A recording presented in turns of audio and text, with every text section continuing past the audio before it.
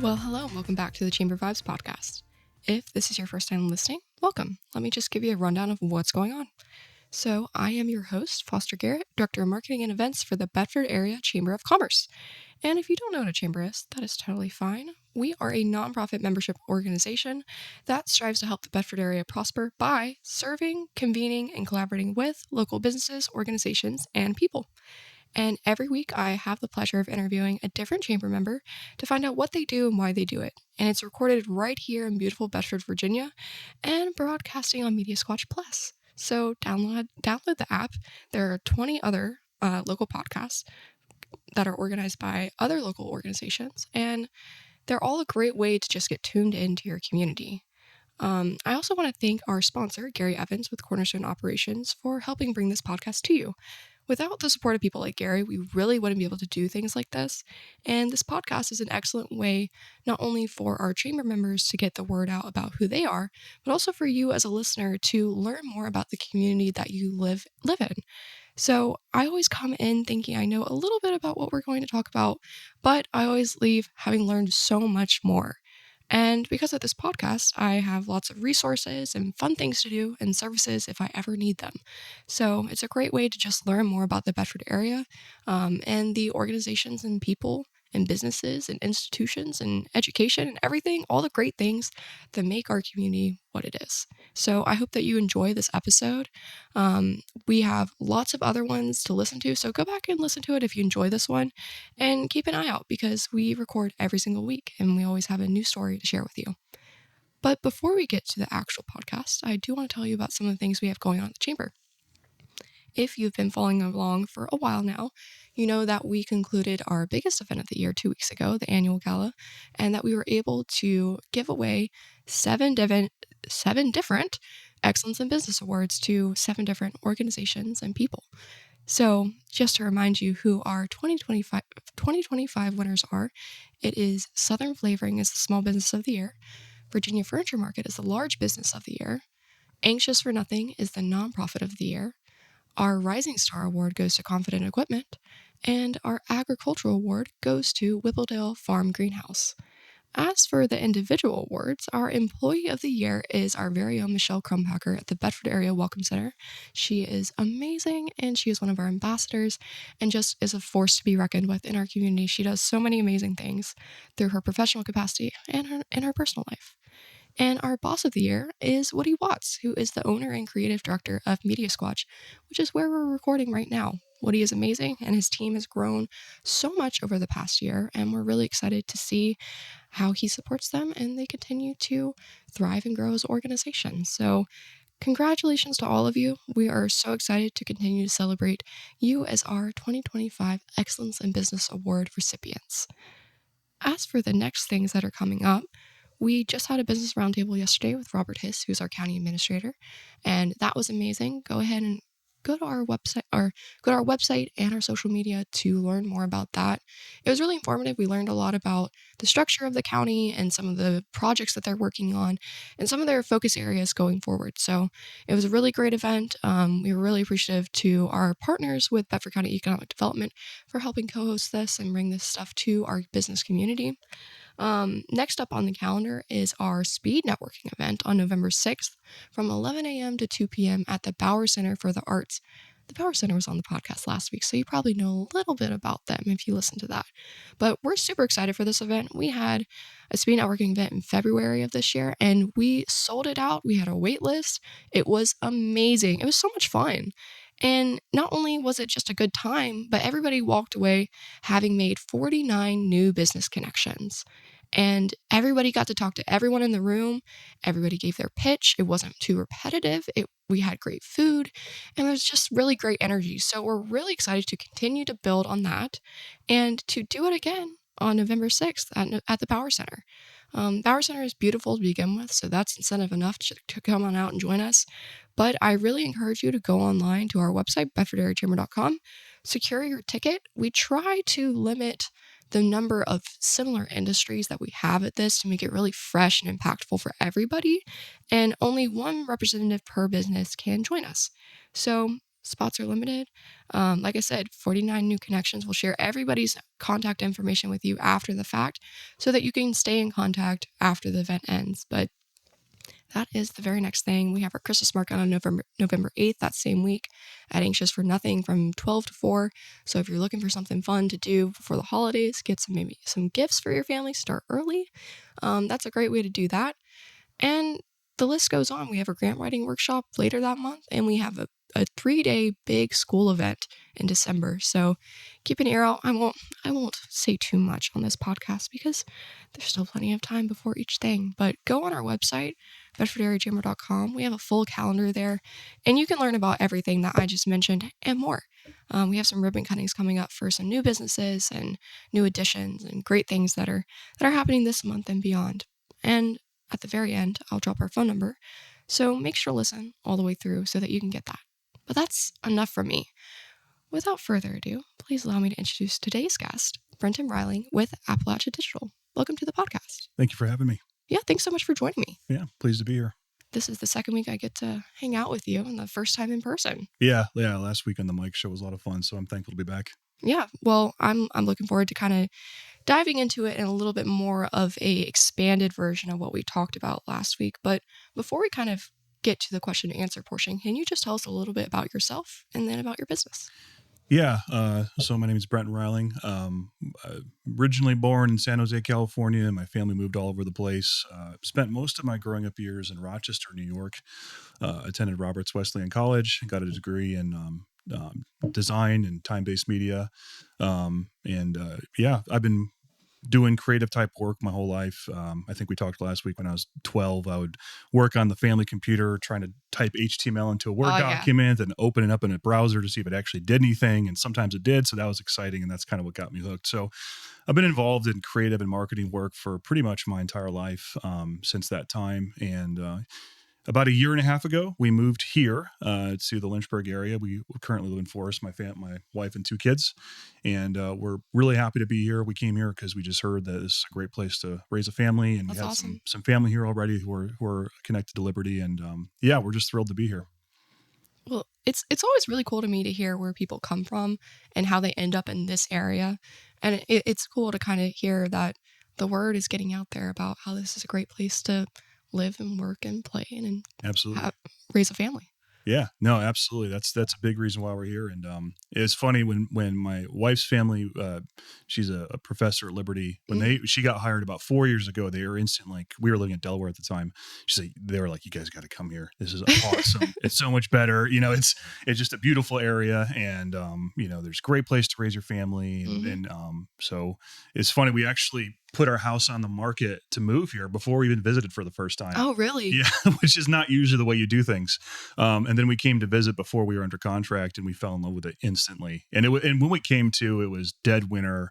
Wasn't like the prettiest time of year weather-wise, but we were still like, this is it. We know we're supposed to be here. And then about a month later, we had the house under contract, and we started the process of moving, and haven't looked back since. Wow. That's really powerful, especially coming from somebody who has moved around their whole life. Yeah. We really plan to just make roots here and stay here, and hopefully as our kids grow up, they'll want to stay here as well, because we think this is a really unique, special place. We felt it instantly, and it's a place where we just want to put down roots, and we want to get really invested in the local community and our church, and just make this where we call home. And it's important to me that as my kids grow, that when they think of where home was, they think of the Lynchburg area.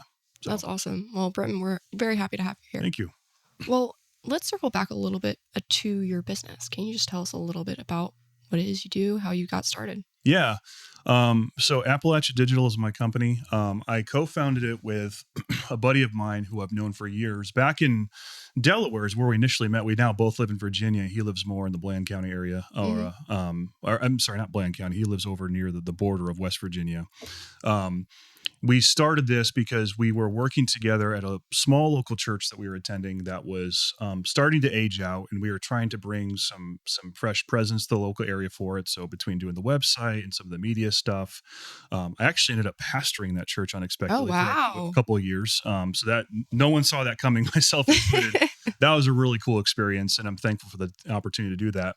But that's sort of where we found this love for media, and for supporting local churches, local businesses, making sure they have a visible footprint in their local communities. Because I'm just a firm believer that strong churches, strong businesses make strong communities. And absolutely. And so that's kind of what Appalachia Digital was founded on. So when we moved here, we were both at a place in our lives where we had some margin to start something officially. We'd done lots of this kind of work throughout our lives and careers.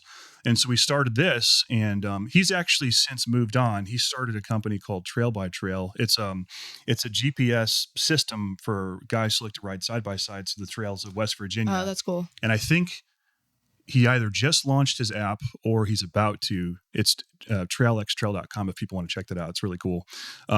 And so I'm running the company solo now. I've got a team, got a couple employees who work for me, but yeah, we wanted to start something that would allow us to serve our community and to get really plugged in locally. And it's grown quickly. We've got some local clients, we've got some national clients, and it's just an opportunity to help them. And we work with all types of business owners. Some of them are really focused on fusing their faith and their Christianity with their work, and we love working with them. Some not so much, but they're still wonderful people that we love to work with. And it's just been really cool to watch the Lord take this thing from nothing, literally nothing, to now. I was just talking earlier, working 60 hours a week, just trying to keep up and having to hire more people. And it's just been a really, really cool and fun experience, and sometimes a little scary and overwhelming because it's going faster than expected, but in a really fun way that we love. So, I mean, that's a good problem to have. Oh, absolutely.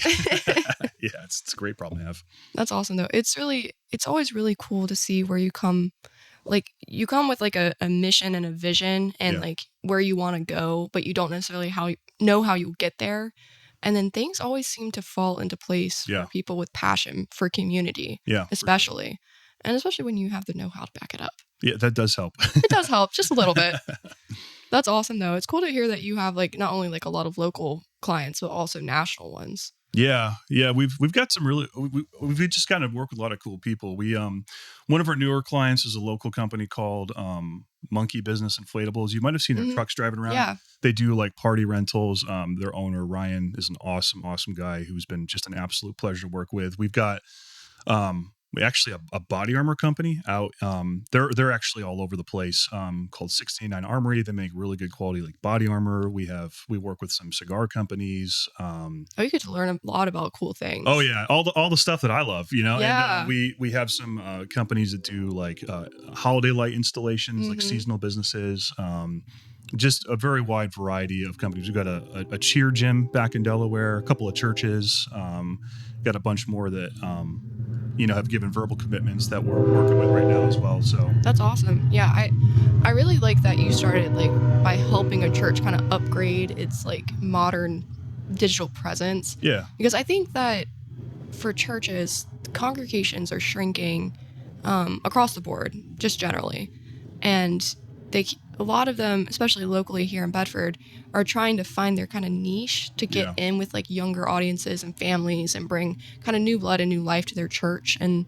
But when you're starting from people that are older and aren't, that knowledgeable about how to reach those things, right, with using like marketing tools and online tools, it can be really frustrating and really scary too, I think. Yeah, it can. I think sometimes churches have a tendency to just get stuck in how they've always done things. And there's merit to that, because what has always worked in the past actually truly did work for them. It was successful, and in that cultural moment, it was a highly effective strategy. But as we know, times change, sentiments change, culture changes, and then churches often need to think about, okay, how do we keep our message the same? We don't want to compromise our mission. We don't want to compromise the gospel of Jesus Christ. That's the most important part around all of this. But how do we make sure that we're understanding what the next generation cares about? Because the application of the gospel is going to look different for them in their cultural moment than it did maybe 20, 30, 40, 50 years ago. And so a marketing company or a website company can really work with them to give them some advice and counsel. It's like, look, we're not changing the mission. We're not changing what this is all about. We're not changing why you're here.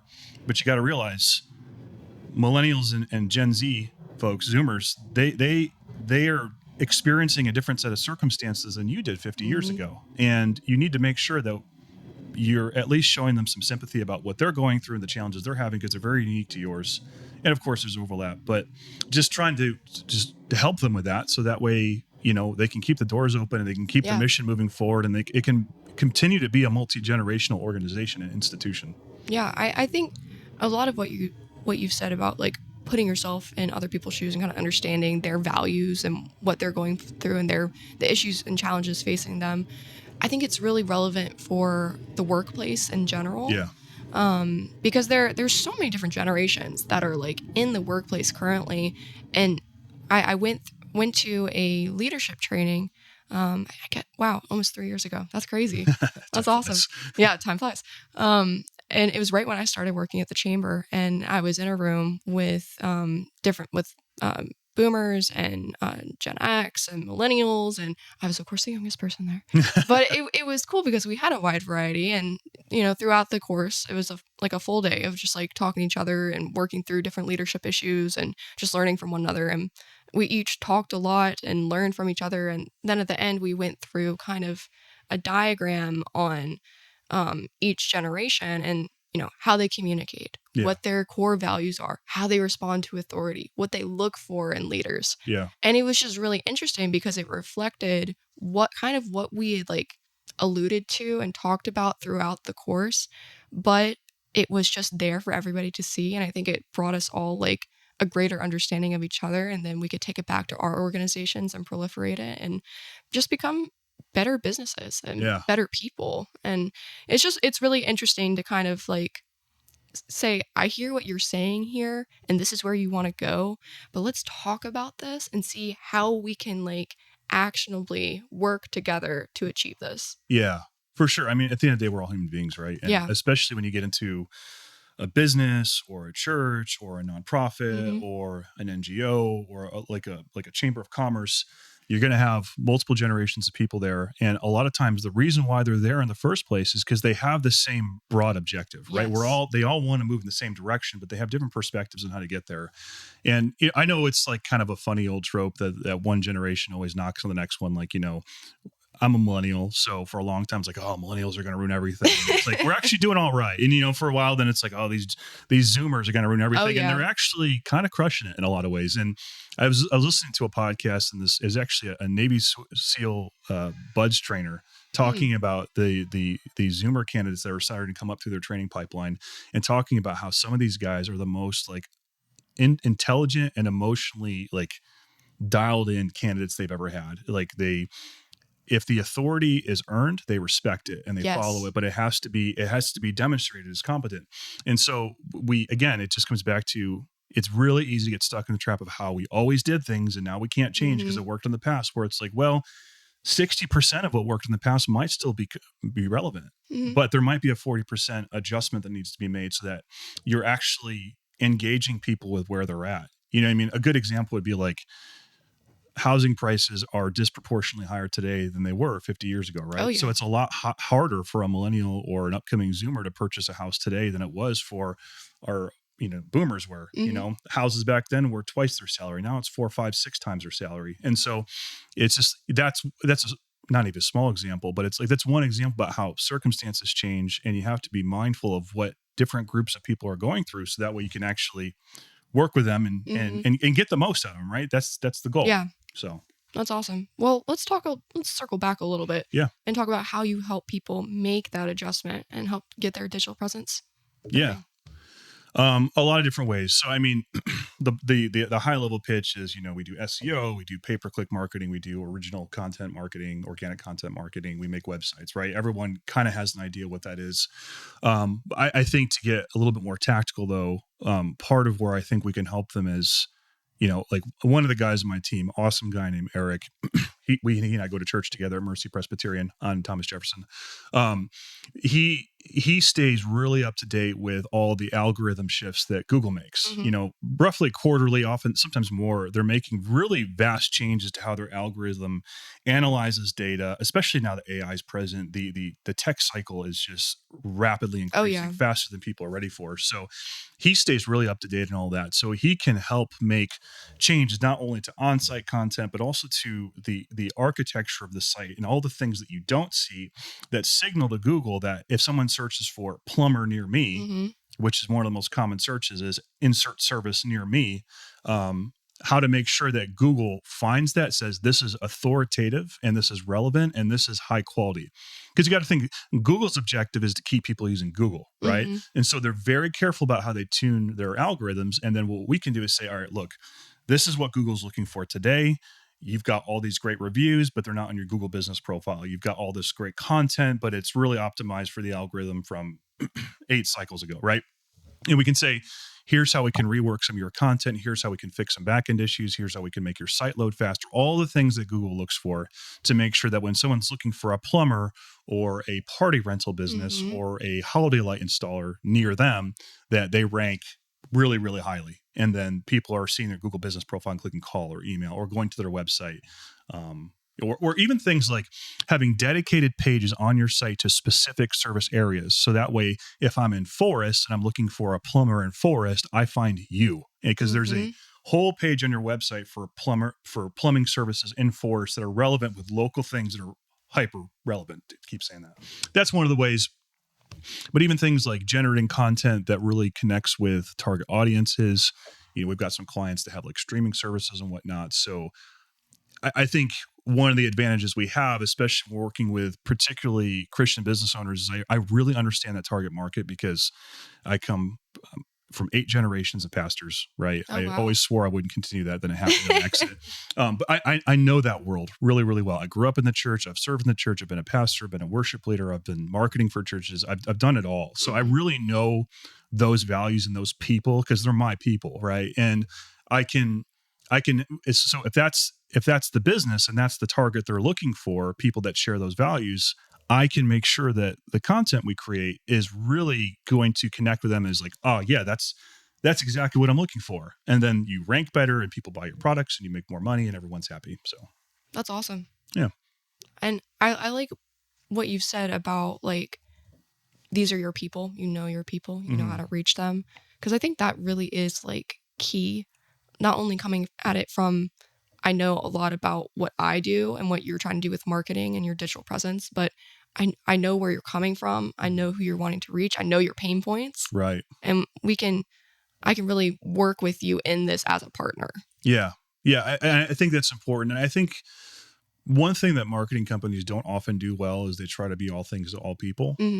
Where I think as I progress in my career, I'm more and more convinced that really just choosing a niche that you know well or that you're passionate about and that you want to know well is going to serve you well, because you can't be all things to all people. I mean, we see it all the time with politicians, right? They try to appeal to everybody, then nobody likes them. That's true. And their polling is terrible, and it's just like it just doesn't work. You have to know who your audience is. In best case scenario, you are your audience, right? Like the people you're seeking are the people who are just like you. Because then you can help them more, and you might have somebody who's got some great business ideas, but maybe they're not good at sales, or they've got a great product idea, but they just don't have the skill set to get the word out. Then you can hire somebody like me and my company, and we can make sure that your people are finding your product, and then you're growing as a company, and you're then have more ability to invest in your community or donate to your church or whatever it is your goals are. But the people who are working with you are also blessed by extension as well. And that it's a high tide that's raising all boats is the end goal. Yeah. And I think your services are not only for people that don't know anything about websites or digital marketing. I think it's also for people who might have like a really beautiful, really nice website, but they're not actually leveraging its information, like the stuff that they're getting from it, their clicks and the amount of people that like new visitors to their site and what people are really like locking onto. Yeah, no, for sure. And we have some clients that use us for web design. We have some that don't. Some that just use us for search engine optimization or pay-per-click marketing on like Meta or Google. Sometimes the site looking good isn't the issue. In fact, I've seen sites that convert really well that are pretty atrocious, but they rank well and they convert well. It's not all about you want to have a beautiful site because it represents you, and it's a lot of times people's first impression of you. So that does matter, but it's not the only thing that matters. Yeah. Making sure the architecture behind the scenes and how the content is structured and developed and researched and set up, all of that matters a lot too, if you want people to actually see this beautiful thing that you've made. Do you think that people are often intimidated by doing their own digital marketing? Yeah, well, for sure. Because again, I was just talking about the tech cycle and how rapidly it's increasing in velocity. There's so much to it, right? So everybody knows about the basics of marketing, or most people know about some of the basics, at least at a high level, but it is intimidating. I mean, it's intimidating to me sometimes because it's changing so quickly and it requires a lot of energy and effort to make sure you're staying ahead of the wave before it crashes. You know what I mean? So it's absolutely, but that's exactly why we can help. Yeah. Because there is a lot to it. And even if you know how to make an ad a meta, it doesn't mean you know how to make sure that people actually see it well or actually click on it. Then you start getting into the mechanics and the specifics about making sure that your ads are actually performing, because lots of people spend lots of money on ads that do nothing, right? Yeah. And we want to make sure that that's money you're investing that you worked hard for is actually giving you a return. What would you say to people that are interested but not fully convinced about maybe investing more in their digital presence? What would I say to them? Well, I would just, it always comes back, and I talked a little bit about this last week on the Mike show. It comes, what are your goals? What are you trying to accomplish? Let's start at the end. If you could wave a magic wand, I'm fond of saying, if you could wave a magic wand and here's your end result, what would it be? And they say, I want this many more in sales this year, or I want to hire 3 more people so that I can spend a little more time with the family, whatever it is. And say, okay, let's go from there and let's work backwards, right? And let's put together a strategy to help you get there. More times than not, that strategy is going to require some kind of digital marketing to make sure that your revenue does increase. And so if you're skeptical, and it's fair, because I've been on sales calls and talked to prospects where they're like, look, I've worked with other marketing companies that just take advantage for us. We pay them a couple grand a month and we don't see anything for it. And it's like, I feel that. I really do. And it makes me sad there is enough of that in the industry to cause an impression with some people.